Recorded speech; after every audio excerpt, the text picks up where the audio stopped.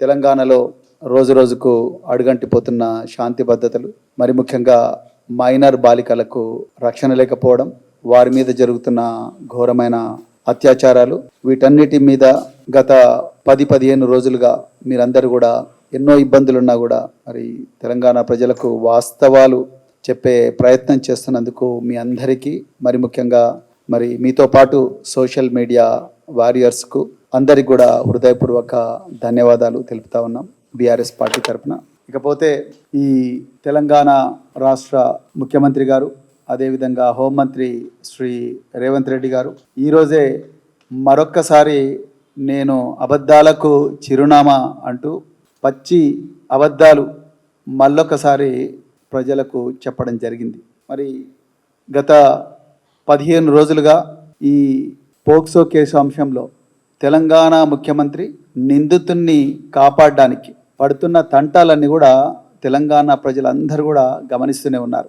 BJP కేంద్ర హోంశాఖ సహాయ మంత్రి బండి సంజయ్ గారిని, వారి కుమారుణ్ణి కాపాడడానికి ముఖ్యమంత్రి గారు చేస్తున్న ప్రయత్నాలు అన్నీ ఇన్ని కావు. దానితో పాటు మరి ఈరోజు నిజానికి ఆ అమ్మాయికి అంతో కొంత న్యాయం జరిగిందంటే, మరి ముఖ్యంగా మొదటి నిందితుడు జైలుకు పోయిందంటే అది కేవలం బీఆర్ఎస్ పార్టీ గలమెత్తడం వల్లనే అన్నది కేవలం రాష్ట్ర సమాజమే కాదు, మొత్తం దేశ సమాజానికి కూడా అర్థమైంది. లేకపోతే ఇప్పటికే బండి సాయి భగీరథ్ పేట్ బషీరాబాద్ పోలీస్ స్టేషన్లో దర్జాగా లొంగిపోయి స్టేషన్ బెయిల్ తీసుకొని బయట తిరిగేవాడు. ఇది వాస్తవం.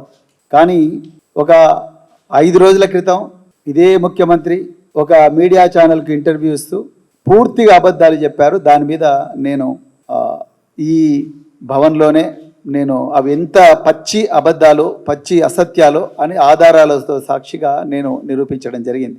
ఇక ఈరోజు ఒక గంట క్రితమే గౌరవ ముఖ్యమంత్రి మరియు హోంమంత్రి రేవంత్ రెడ్డి గారు వారు మళ్ళొకసారి తెలంగాణ ప్రజలకు మీడియా వేదికగా అన్ని అబద్ధాలే చెప్పారు. వారు చెప్పిన అబద్ధాలను ముందు మరి అవి ఎంతవరకు అబద్ధాలు, ఎంత ఘోరమైన అబద్ధాలు, నిరాధారమైన ఆరోపణలు అనేది సోదాహరణంగా సాక్ష్యాలతో నిరూపించి, దాని తర్వాత మరి ఇంకొక అంశం ఉంది.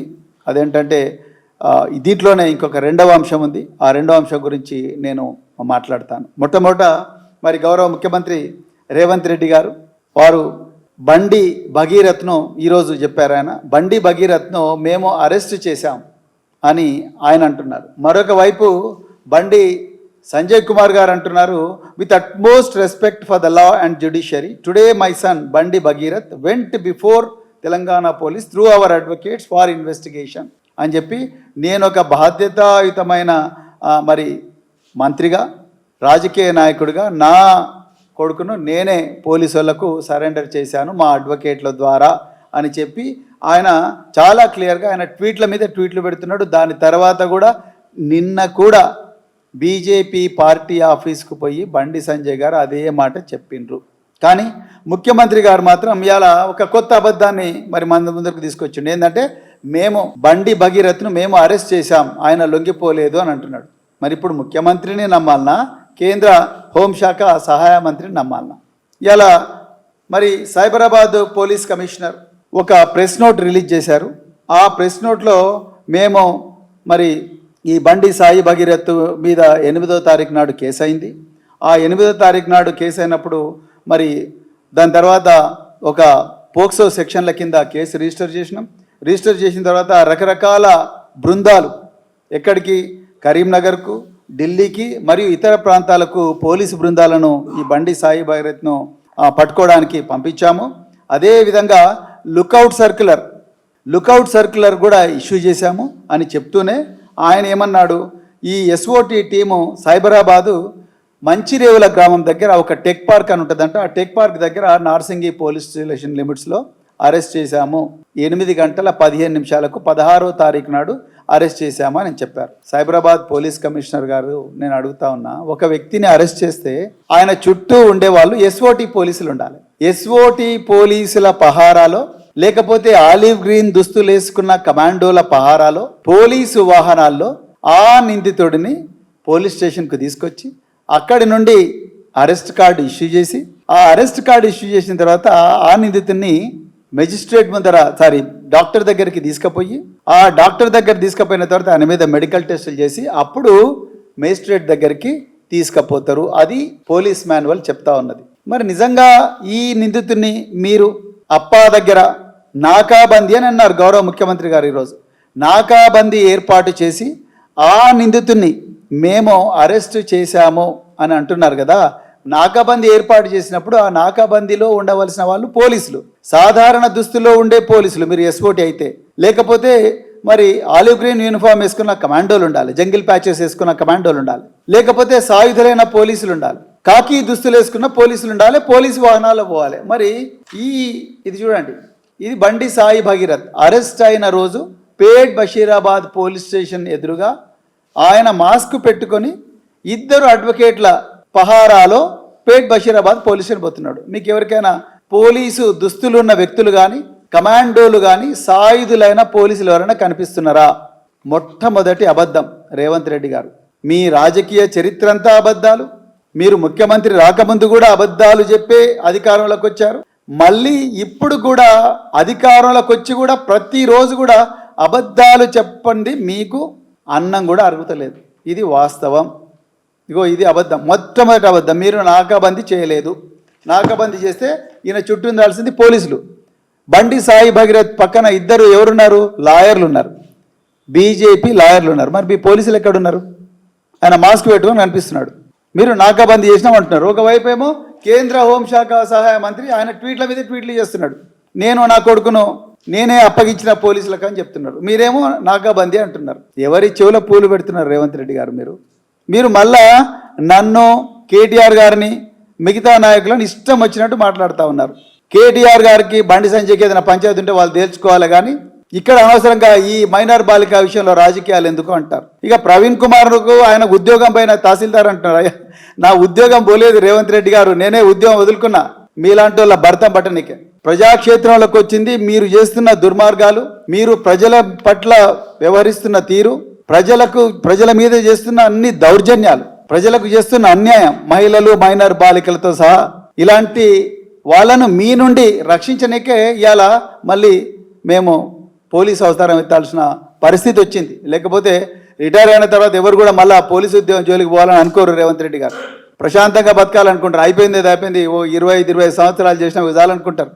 మీరు మళ్ళీ అదే మాట అంటారు. ఆయన మళ్ళీ ఇన్వెస్టిగేషన్ చేయాలని చూస్తున్నాడు. నేను ఇన్వెస్టిగేషన్ చేయాలని నేను ఎప్పుడు అనుకోలేదు, కానీ మీరు ఇన్వెస్టిగేషన్ చేయనందువల్లనే, మీరు ప్రజలకు న్యాయం చేయకపోవడం వల్లనే, మీరు హోంమంత్రిగా ఉండి పోలీస్ స్టేషన్కి వచ్చిన మైనర్ బాలికలు వాళ్ళ తల్లిదండ్రులకు మీరు న్యాయం చేయలేకపోవడం వల్లనే ఈరోజు మేము ప్రజల తరపున మళ్ళొకసారి పోలీసులకు వాళ్ళ బాధ్యత గుర్తు చేసే పని మాత్రమే చేస్తున్నాం. అంతే తప్ప మీలాగా అబద్ధాలు చెప్పే పని మేము చేయము. ఇక రెండవది, రేవంత్ రెడ్డి గారు ఇంకో మాట అన్నారు. అప్పా జంక్షన్లో నాకాబందీ అన్నారు. మరి నాకాబందీ అంటే నాకాబందీ బందోబస్తు స్కీమ్ ప్రజల ముందర పెట్టు కదా, సెటిలైట్ ఇమేజ్లు పెట్టు. మరి ఎన్ని రోజులు నాకాబందీ చేసిండ్రు మీరు? ఎన్ని రోజులు నాకాబందీ చేసిండ్రు? నేను కూడా అదే ప్రాంతంలో నివసిస్తా. మరి నాకు ఎప్పుడు కూడా నేను నార్సింగి పోలీస్ స్టేషన్ పరిధిలోనే నివసిస్తా. నాకైతే ఒక్కరోజు కూడా నాకాబందీ కనిపించలేదు. మరి 16వ తారీఖు నాడు సాయంత్రం మాత్రం మీకు నాకాబందీ చేసే పరిస్థితి వచ్చింది. మరి బండి భగీరథ్ వచ్చి డైరెక్ట్ మీ వలలోనే పడిపోయాడు. మళ్ళీ పూలు పెడుతున్నారు మీరు తెలంగాణ ప్రజల చెవులలో. ఇక మూడవది, మీరు బాధితురాలి పేరు బయట పెట్టింది బీఆర్ఎస్ పార్టీ వాళ్ళే అంటున్నారు. ఇంతకన్నా ఘోరమైన నీచమైన అబద్ధం ఇంకోటి ఉండదు రేవంత్ రెడ్డి గారు. మీరు ముఖ్యమంత్రి హోదాలో ఉండి ఆ విధంగా మాట్లాడుతున్నారంటే ఇక మీ వ్యక్తిత్వం ఏందో మీరే పరీక్షించుకోండి. ఎవరండి బయటపెట్టింది బాధితురాలి పేరు? ఎవరు బయటపెట్టిండ్రు? బీజేపీ వాళ్ళు బయటపెట్టిండ్రు. అసలు బాధితురాలు పేరు ఏంటి అనేది ఎవరు బయటికి తీసుకొచ్చిండ్రు?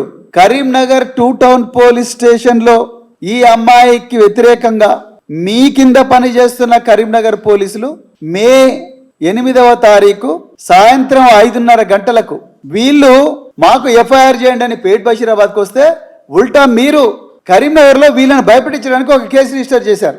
అది కూడా ఈ నిందితుడు బండి సాయి భగీరథ్ అక్కడికి పోకుండా ఎవరినో పంపిస్తే కేసు రిజిస్టర్ చేశారు. అందులో ఈ అమ్మాయి పేరు, ఈ అమ్మాయి తల్లి పేరు, ఈ అమ్మాయి తండ్రి పేరు రాసి బీజేపీ వాళ్ళు దీన్ని బయటపెట్టిండ్రు. ఒక్క రోజైనా బీఆర్ఎస్ పార్టీ ఆ అమ్మాయి పేరు తీసిందా మీ పోలీసు వాళ్ళందరినీ పెట్టండి, మీ సైబర్ సెక్యూరిటీ బ్యూరో వాళ్ళని పెట్టండి. ఈరోజు సోషల్ మీడియా హ్యాండిల్స్లో అన్ని చూస్తున్నారు కదా మీరు సైబర్ సెక్యూరిటీ బ్యూరో వాళ్ళని పెట్టి చూడండి. బీఆర్ఎస్ వాళ్ళు కానీ, బీఆర్ఎస్ సోషల్ మీడియా హ్యాండిల్స్ కానీ, లేకపోతే బీఆర్ఎస్ తెలంగాణ భవన్లో ఎప్పుడన్నా కూడా మేము పెట్టిన ప్రెస్ కాన్ఫరెన్స్లో కానీ, మేము ఇక్కడ వీలుగానప్పుడు తీసిన వీడియోలు కానీ ఎక్కడైనా ఒక్క చోటైనా అమ్మాయి పేరు బయట పెట్టినామా? పెట్టలేదు. మీ సహకారంతో బీజేపీ నాయకులు, బండి సంజయ్ అనుచరులు, బీజేపీ ఐటీ సెల్ వాళ్ళు పొద్దున లేచినప్పటి నుంచి రాత్రి వరకు ఇప్పటికి కూడా ఆ అమ్మాయి మీద, ఆ అమ్మాయి పేరు బయట పెట్టడం, ఆ అమ్మాయి మీద వీడియోలన్నీ కూడా సోషల్ మీడియాలో సర్క్యులేట్ చేయడం మీరు పెట్టారు.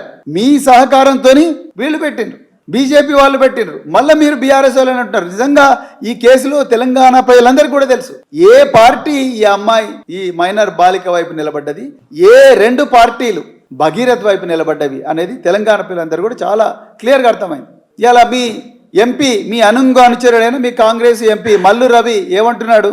బండి సంజయ్ మీద లేని సానుభూతి కుమ్మరిచ్చి మాట్లాడుతున్నాడు ఆయన. మీ కాంగ్రెస్ పార్టీ సంస్కృతి అది. మీ గాంధీ భవన్లో కూర్చొని ఒక మైనర్ బాలికను మల్టిపుల్ టైమ్స్ అత్యాచారం చేసిన ఒక దుండగుడికి సానుభూతిగా ఈరోజు మీ నాగర్ కర్నూలు ఎంపీ మల్లు రవి గారు మాట్లాడుతూ ఉన్నారు. ఇది మీ సంస్కృతి, మీరు రాజకీయం చేస్తున్నారు. ఇంకోవైపు పైడి రాకేష్ రెడ్డి ఆర్మూరు ఎమ్మెల్యే, ఆయన ఇది ఈ మైనర్ బాలిక మీద అత్యాచారం అనే విషయం కానీ, లేకపోతే ఈ పోక్సో కేసు వ్యవహారం కానీ, ఇదంతా కూడా బాబా మరదళ్ళ లాంటి సంబంధం అని చెప్పేసి పైడి రాకేష్ రెడ్డి గారు అంటున్నారు. ఇది మీ సంస్కృతి, ఇది మీరు నేర్చుకున్న సంస్కృతి, మీకుండే అలవాట్లు, మీకుండే సభ్యత, మీకుండే సంస్కారం, మహిళలు చిన్నారి పిల్లల పట్ల మీకుండే గౌరవం, మీ చులకన భావం మీరు మాట్లాడే మాటల్లోనే తెలుస్తున్నది. బీఆర్ఎస్ నాయకులు ఎవ్వరు కూడా నోరు జారలేదు.